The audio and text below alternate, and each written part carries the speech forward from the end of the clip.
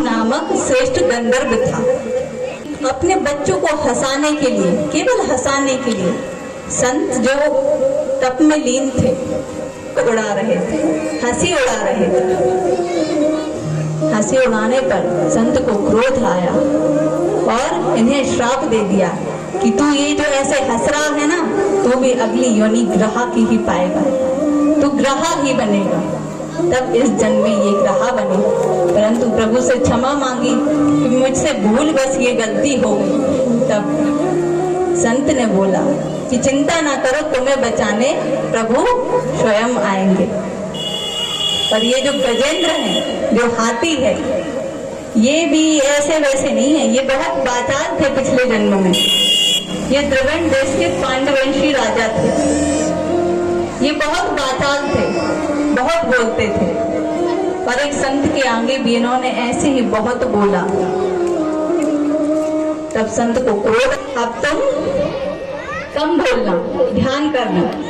तब ये ध्यान पे बैठ जाते हैं। ध्यान पे बैठे तो ये बोलते नहीं है।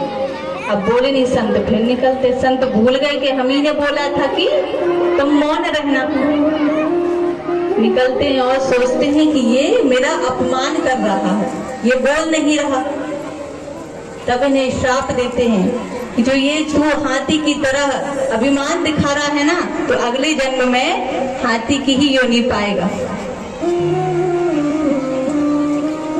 अब गजेंद्र उठे और प्रभु से प्रार्थना की कि आप ही ने तो मुझे बोला था कि मौन रहना।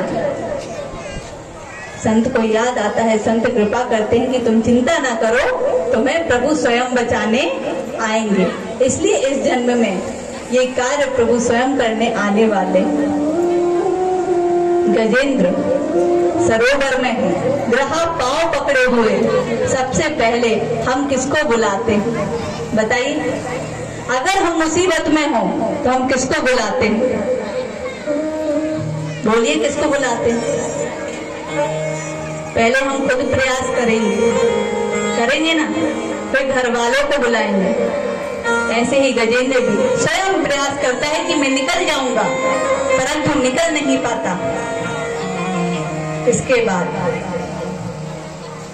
कहता है अपने घर वालों से कि मुझे बचा लो, ग्रह ने मेरा पांव पकड़ लिया है। पत्नी पीछे हट जाती है, बच्चे पीछे हट जाते हैं, सब पीछे हट गए। गजेंद्र बहुत दुखी था कि अब क्या होगा, मुझे कौन बचाएगा। पर जब सब साथ छोड़ देते हैं ना, जब सब साथ छोड़ देते हैं, तब हमें केवल कौन याद आता है? कौन याद आता है? प्रभु। पहले हम सब प्रयास कर लेंगे, पहले उसके पास नहीं जाएंगे, पहले सब प्रयास कर लेंगे, फिर अंत में प्रभु को याद करेंगे। ऐसे ही गजेंद्र भी प्रभु को याद करता है और ग्रह गजेंद्र